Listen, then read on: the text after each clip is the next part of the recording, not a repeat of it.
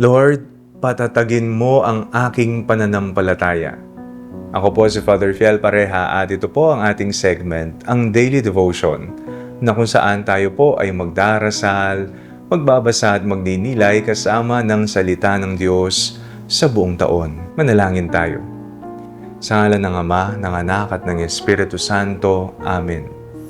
Halina, banal na Espiritu, liwanagan mo ang aming puso at isip nang maunawaan at may sa buhay namin ng iyong salita. Amen. Our Bible passage for today is from the Gospel of St. Matthew chapter 13, verses 31 to 35, and I read it for you.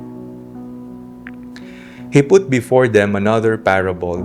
The kingdom of heaven is like a mustard seed that someone took and sowed in his field. It is the smallest of all the seeds, but when it has grown, it is the greatest of shrubs and becomes a tree, so that the birds of the air come and make nests in its branches. He told them another parable.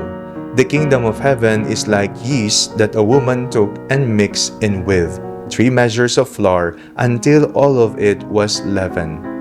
Jesus told the crowds all these things in parables. Without a parable, he told them nothing. This was to fulfill what had been spoken through the prophet. I will open my mouth to speak in parables. I will proclaim what has been hidden from the foundation of the world. Kapag po nagtatanim tayo ng isang buto, hindi natin inaasahang magiging malaking puno ito kinabukasan. Araw-araw natin itong dinidiligan, inaarawan at hinihintay ng may tiyaga. Tahimik ang paglaki nito.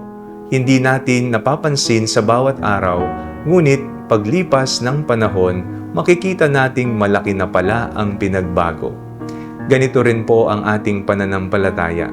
Hindi ito dumalago ng isang iglap. Sa Ebanghelyo, kinumpara ni Jesus ang kaharian ng Diyos sa isang butil ng mustasa, ang pinakamaliit na binhi. Ngunit kapag lumaki ay nagiging malaking halaman na pinapamahayan ng mga ibon. Inihambing din niya ito sa isang pampaalsa na kahit kaunti lamang ay nagpapabago sa buong masa ng harina. Ano ang gustong ituro ni Jesus? Na ang tunay na paglago ay kadalasang nagsisimula sa maliit na bagay.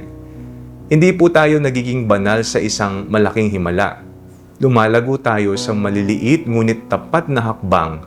Ang 5 minutong halimbawang pagdarasal sa umaga, ang tapat na pagsisimba, ang simpleng pagpapatawad, ang pagpigil sa ating galit, ang pagtulong sa mga nangangailangan at ang araw-araw na pagpili sa kabutihan.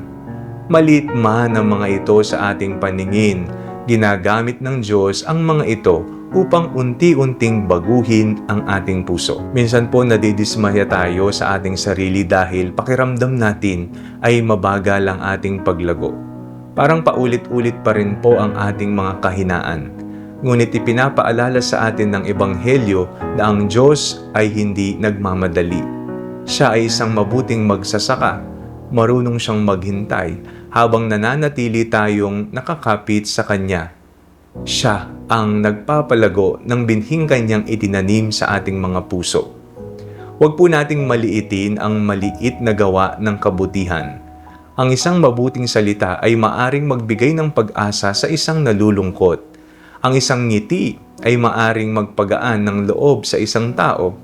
Ang isang simpleng paanyaya sa panalangin o sa misa ay maaring maging simula ng pagbabalik loob ng isang tao sa Diyos. Tulad ng pampaalsa, ang maliit na kabutihan ay may kakayahang magbago ng maraming buhay. Kaya kung pakiramdam mo ay maliit lamang ang iyong pananampalataya o tila kakaunti ang iyong nagagawa para sa Diyos, huwag kang mawalan ng pag-asa. Ang mahalaga ay patuloy kang tumutubo sa Kanyang biyaya. Ang Diyos ay dalubhasa sa pagpapalaki ng maliit na bagay upang mamunga ng sagana.